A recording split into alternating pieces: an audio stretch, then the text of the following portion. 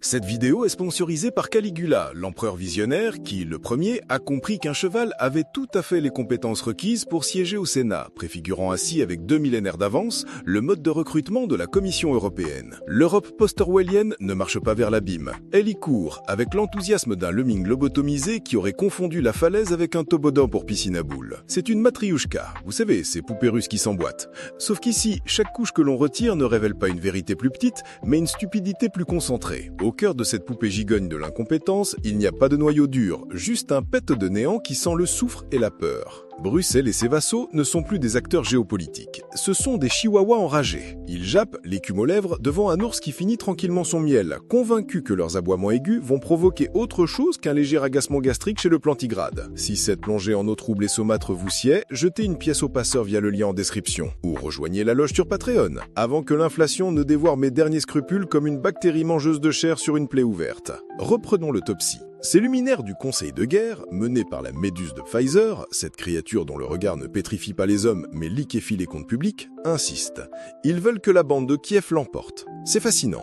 Ils exigent la victoire comme un constipé exige l'exonération, en poussant très fort les veines du front saillantes, sans réaliser que le bouchon est structurel. Ils n'ont jamais eu de plan A, qui aurait été la diplomatie, et surprise, le plan B est inexistant. Bam, bam, bam, vide sidéral. Alors, face au désastre, ils ont concocté un contre-plan. Une merveille de déni.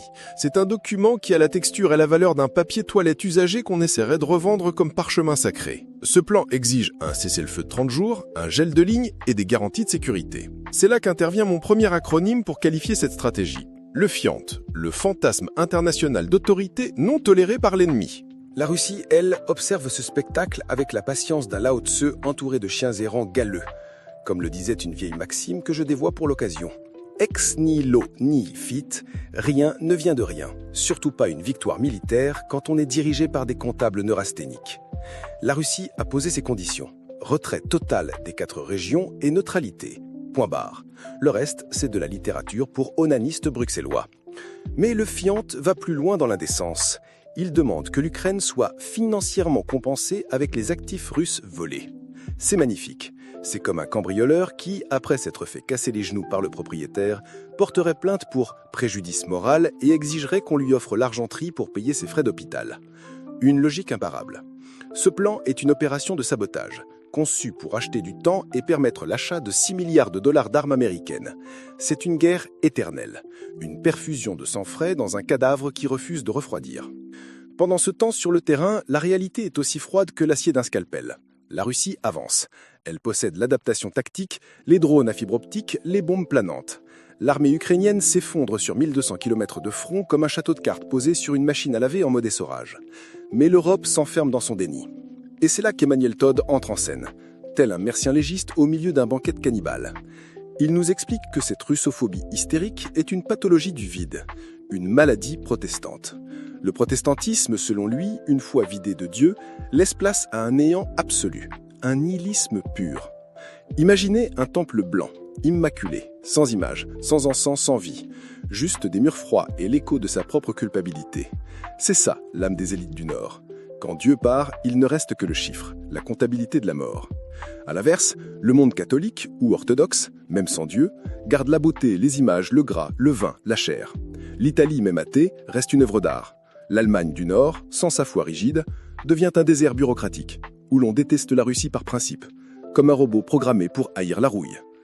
C'est ce que j'appelle le syndrome Glaire, gestion latente de l'angoisse par injonction répétitive d'extermination. Ils préfèrent le néant à la négociation. Ils préfèrent l'effondrement économique total à l'aveu de leur impuissance. Si l'UE admet sa défaite, elle explose. Alors elle continue de japper. Elle aboie contre un ouragan nucléaire.